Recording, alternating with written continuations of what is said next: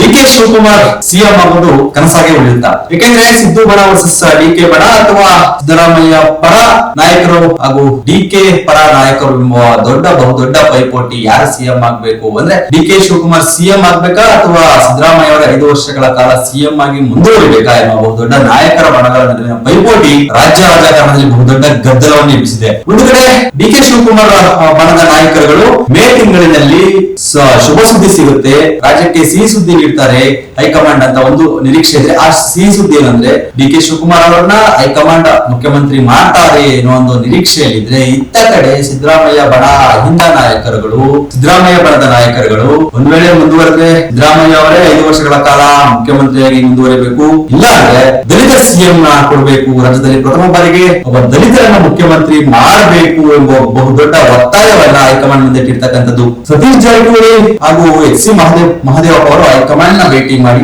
ಅಲ್ಲಿ ತಮ್ಮ ಮನವಿಯನ್ನ ಸಲ್ಲಿಸಿದರೆ, ಏನಾದ್ರೂ ನೀವು ಮುಖ್ಯಮಂತ್ರಿ ಪದವಿಯನ್ನ ಮುಖ್ಯಮಂತ್ರಿ ಹುದ್ದೆಯನ್ನ ಚೇಂಜ್ ಮಾಡಬೇಕು ಅಂದ್ರೆ ಯಾವುದೇ ಕಾರಣಕ್ಕೂ ನೀವು ಬೇರೆ ನಾಯಕರುಗಳಿಗೆ ಕೊಡಬಾರದು, ದಲಿತ ನಾಯಕರಿಗೆ ಕೊಡಬೇಕು ಎಂಬ ಒಂದು ಪಟ್ಟನ್ನ ಹಿಡಿದಿರ್ತಕ್ಕಂಥದ್ದು. ಇದರ ಬೆನ್ನಲ್ಲೇ ಪರಮೇಶ್ವರ್ ಅವರು ಕೂಡ ಒಂದು ಹೇಳಿಕೆಯನ್ನ ಕೊಟ್ಟಿದ್ದಾರೆ. ಎಐಸಿಸಿ ಅಧ್ಯಕ್ಷರಾಗಿ ಮಲ್ಲಿಕಾರ್ಜುನ್ ಖರ್ಗೆ ಅವರು ಆಗಿರ್ತಕ್ಕಂಥದ್ದೇ ನಮ್ಮ ಭಾಗ್ಯ, ಜೊತೆಗೆ ರಾಜ್ಯದ ಮುಖ್ಯಮಂತ್ರಿ ಆದ್ರೂ ಕೂಡ ನಮ್ಮ ಸಹಮತ ಇದೆ ಎನ್ನುವ ಒಂದು ಹೇಳಿಕೆಯನ್ನ ಪರಮೇಶ್ವರ್ ಅವರು ಕೂಡ ಕೊಟ್ಟಿರ್ತಕ್ಕಂಥದ್ದು. ಈ ಎಲ್ಲಾ ಹೇಳಿಕೆಗಳು, ಈ ಎಲ್ಲಾ ಬೆಳವಣಿಗೆಗಳು ಎಲ್ಲ ಒಂದ್ ಕಡೆ ಡಿ ಕೆ ಶಿವಕುಮಾರ್ ಅವರ ಬಣದ ನಾಯಕರನ್ನ ಕುಗ್ಗಿಸ್ತಕ್ಕಂಥ ಕೆಲಸ ಆಗ್ತಾ ಇದೆ. ಮತ್ತೆ ಡಿ ಕೆ ಶಿವಕುಮಾರ್ ಅವರಿಗೆ ಮುಖ್ಯಮಂತ್ರಿ ಹುದ್ದೆಯನ್ನು ತಪ್ಪಿಸಬೇಕು ಅಂತ ಒಂದು ಕೆಲಸ ಆಗ್ತಾ ಇದೆ ಅಂತ ರಾಜಕೀಯದಲ್ಲಿ ಬಹುದೊಡ್ಡ ಚರ್ಚೆಗಳು ನಡೀತಾ ಇದ್ರೆ, ಮತ್ತೊಂದು ಕಡೆ ಯಾಕೆ ದಲಿತರಿಗೆ ಸಿಎಂ ಪಟ್ಟ ಕೊಡಬಾರದು, ರಾಜ್ಯದಲ್ಲಿ ಬಹುಸಂಖ್ಯಾತರಿರ್ತಕ್ಕಂಥ ದಲಿತರಿಗೂ ಕೂಡ ಸಿಎಂ ಪಟ್ಟ ಕೊಡಬೇಕು ಅನ್ನೋ ಒಂದು ಹೋರಾಟದ ಕೂಗನ್ನ ಅಹಿಂದ ನಾಯಕರುಗಳು ಮಾಡ್ತಾ ಇರ್ತಕ್ಕಂಥದ್ದು. ಕಳೆದ 25 ವರ್ಷಗಳಿಂದ ಅಹಿಂದ ನಾಯಕರ ಹೋರಾಟಗಳು ಪದೇ ಬೇರೆ ವಿಚಾರಗಳಿಗೆ ನಡೀತಲೇ ಇದೆ.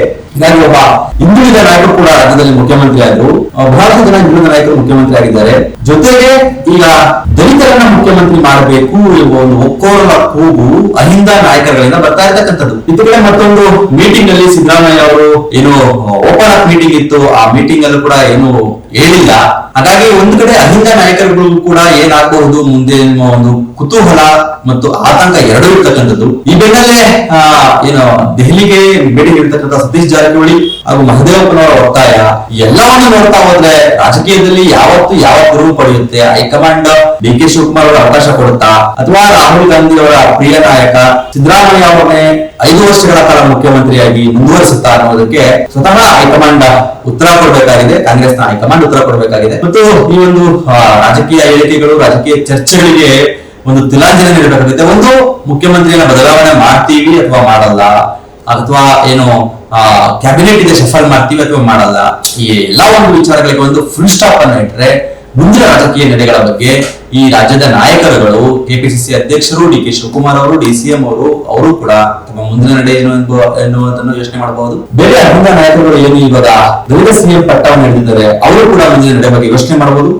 ಈ ಎಲ್ಲಾ ಪ್ರಶ್ನೆಗಳಿಗೆ, ಈ ಎಲ್ಲಾ ಆತಂಕಗಳಿಗೆ ಉತ್ತರ ಕೊಡಬೇಕಿರೋದು ಕಾಂಗ್ರೆಸ್ನ ಹೈಕಮಾಂಡ್. ಮತ್ತಷ್ಟು ಪೊಲಿಟಿಕಲ್ ಅಪ್ಡೇಟ್ಸ್ ಗಾಗಿ ಡಿಜಿಟಲ್ ವಾರ್ತೆಯನ್ನು ನೋಡಿ, ಶೇರ್ ಮಾಡಿ, ಲೈಕ್ ಮಾಡಿ ಹಾಗೂ ಸಬ್ಸ್ಕ್ರೈಬ್ ಮಾಡಿ.